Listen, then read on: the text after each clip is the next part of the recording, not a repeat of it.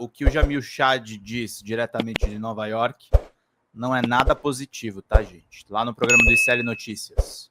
Grande que nós publicamos hoje mostrando o seguinte, o que está acontecendo com aqueles que obviamente podem ser os principais ou os primeiros afetados pelas políticas de Donald Trump. Então o que aconteceu foi a New Haven.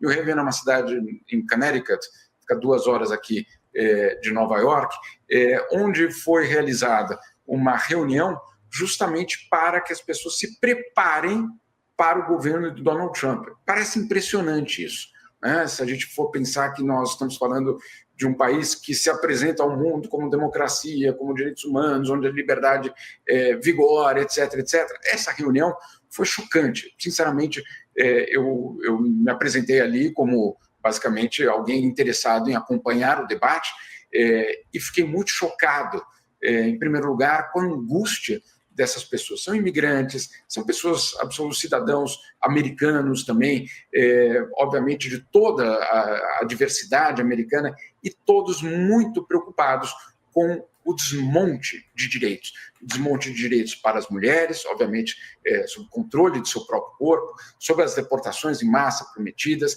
e sobre vários outros aspectos, inclusive de liberdade de manifestação.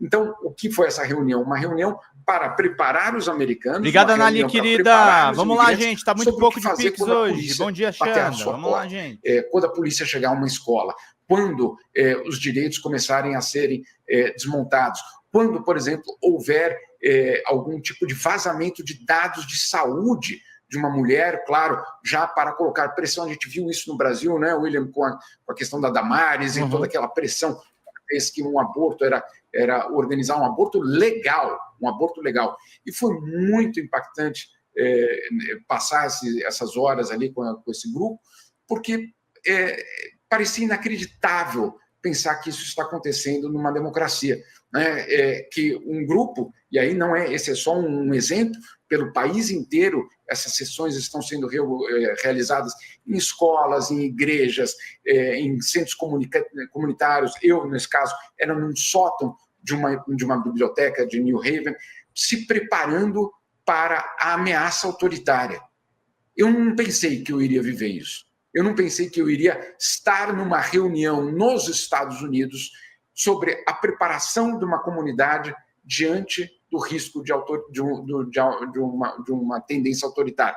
Olha esse cartaz, esse cartão, né? Isso é o que é entregue aos imigrantes, como para que o imigrante leve no bolso, para que ele se lembre de quais são os direitos constitucionais. Não é uma invenção, né? Então, quais são as orientações que são dadas aos imigrantes diante dessa possibilidade de deportação em massa? Não abra a porta, não responda nenhuma pergunta de um agente de imigração.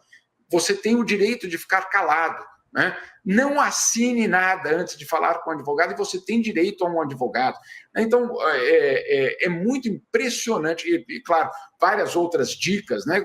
Eram advogados que estavam se apresentando e apresentando as suas medidas, as suas ações, e os advogados dizendo de uma forma muito clara, se você não ver um mandado judicial assinado por um juiz, não aceite absolutamente que um policial entre na sua casa. Olha o medo, né? E eu digo, as pessoas que estavam participando daquela sessão, aquela foi uma sessão só, mas as pessoas que estavam participando daquela sessão, o clima era absolutamente de angústia profunda. Uma angústia que, obviamente, revela um estado de uma nação, ou pelo menos uma parte de uma nação que tem medo, obviamente, do que pode acontecer a partir de segunda-feira. Essa é uma das ponderações do Jamil. A segunda ponderação dele é isso aqui. Vamos ver sobre a liberação do TikTok e as plataformas. Desde, basicamente, da vitória na campanha eleitoral aqui, é, obviamente, uma transformação de tudo que Donald Trump diz em senso comum. Ou seja, como também o Edu falou, o radical são os outros. Eu não sou radical. Eu sou, como ele vai colocar hoje no discurso dele, da revolução do senso comum. Ou seja, não me tratem de radical, porque, olha só, eu tenho, inclusive, todas essas redes sociais dizendo que isso é o, entre aspas, normal. Então, é muito poderoso ter essas pessoas ao lado.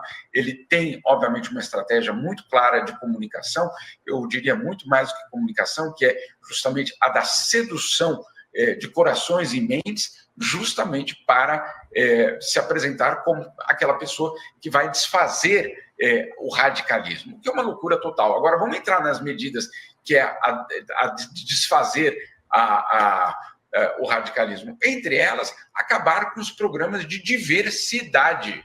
Os programas de diversidade. E que, a partir de agora, volta, como ele disse ontem, o mérito. Olha, vamos lá, a gente sabe muito bem o que significa isso. Mulheres, movimento LGBT, negros, todas as minorias. Olha, como uma colega minha dizia, o corpo que não for igual ao meu, que lute, né?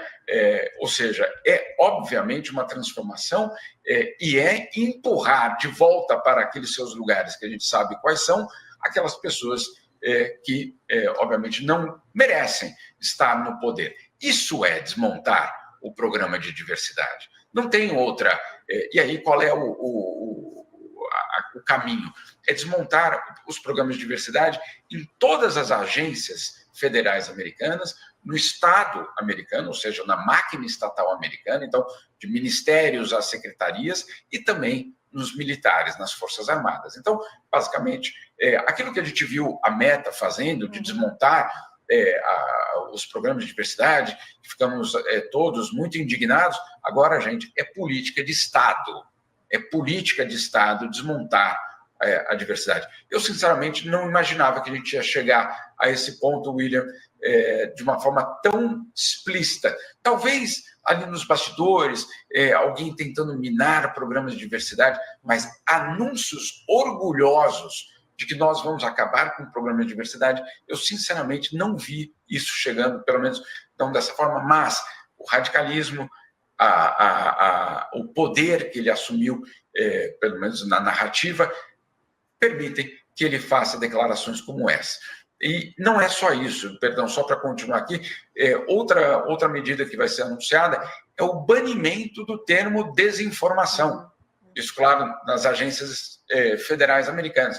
Nenhuma agência federal americana vai poder trabalhar com nenhuma ONG, nenhuma entidade, nenhum grupo que lute para verificar informações, para fazer checagem, e que use o termo desinformação. Olha só, gente. E aí falam da censura, né? É curioso, porque a censura é justamente imposta pelos que querem, obviamente, desmontar qualquer tipo de checagem que a gente tem visto nos últimos anos. Então, não é só agora liberou geral para as redes sociais, liberou geral, e quem for neste caminho do combate à desinformação vai ser punido pelo Estado americano. É um governo contra a verdade, né, meus caros? É grave o que a gente está vendo, é complicado o que a gente está vendo, oficializando aí o que o Reinaldo Azevedo pontou na coluna dele, né? Trump ataca o Brasil e a América Latina após a posse. Nós não precisamos deles, eles é que precisam de nós. O presidente dos Estados Unidos, Donald Trump, afirmou nesta segunda que o Brasil e a América Latina precisam mais dos Estados Unidos do que os Estados Unidos precisam deles. A relação é excelente. Eles precisam de nós muito mais do que nós precisamos deles. Nós não precisamos deles. Eles que precisam de nós. Todos precisam de nós, disse Trump, em resposta à repórter Raquel Carrimbu, da TV Globo. A jornalista questionou se o presidente americano iria falar com o presidente Lula e como seria a relação do Brasil com o Brasil e a América Latina. Ele também questionou se Trump pretendia responder à proposta de paz da Ucrânia elaborada pela China e pelo Brasil, ao que afirmou desconhecer a iniciativa. Acho ótimo. Estou pronto para discutir propostas de paz. O Brasil está envolvido nisso? Não sabia. Você é brasileira? Perguntou Trump à repórter. Trump fez o comentário enquanto assinava os primeiros decretos do seu mandato no Salão Oval da Casa Branca. Ao tomar posse, Trump também concedeu perdão presidencial a 1,5 mil acusados de ataque ao Capitólio em Washington no dia 6 de janeiro de 2021. Se auto-anistiando, né, Trump? Afirmando que espera que os presos sejam soltos na próxima segunda-feira. Trump também retirou os Estados Unidos do Acordo de Paris sobre mudanças climáticas, alegando que ele prejudicava a economia americana e beneficiava outros países às custas dos Estados Unidos, além de tirar os Estados Unidos da OMS, exigir que servidores retornem ao trabalho presencial e incluir Cuba na lista de patrocinadores do terrorismo. Mais cedo, Lula desejou uma gestão profícua a Trump. Tem gente que fala que a eleição de Trump pode causar problema na democracia mundial. Trump foi eleito para governar os Estados Unidos e eu, como presidente do Brasil, torço para que ele faça uma gestão profícua, para que o povo americano melhore e para que os americanos continuem a ser históricos ao que é o do Brasil, disse o presidente Lula. Lula enfatizou que não busca conflitos com os Estados Unidos, assim como nenhum outro país. Da nossa parte, não queremos briga nem com a Venezuela, nem com os americanos, nem com a China, nem com a Índia e nem com a Rússia, disse o presidente Luiz Inácio Lula da Silva. Fala pessoal da Folha Democrata, meu nome é Pedro Zambarda, sou jornalista, editor aqui do site e do nosso canal do YouTube. Nós estamos passando por uma mudança dentro do nosso canal do YouTube e a gente precisa muito que vocês contribuam no folhademocrata@gmail.com, que é o nosso Pix, porque nós estamos desmonetizados e as lives continuam precisando da contribuição do público para a gente poder manter os trabalhos meus, dos sócios e dos nossos editores de vídeo. Nós temos uma pequena e aguerrida equipe de guerrilha. Qualquer contribuição, em qualquer horário vocês podem contribuir. Nas lives a gente vai continuar pedindo a contribuição de todos vocês, mas a gente faz um apelo especial em vídeo para que vocês se sensibilizem com o nosso trabalho, com as reportagens e com as lives que a gente grava. Tudo em nome de vocês terem uma boa informação, gente. Até mais. Tchau, tchau.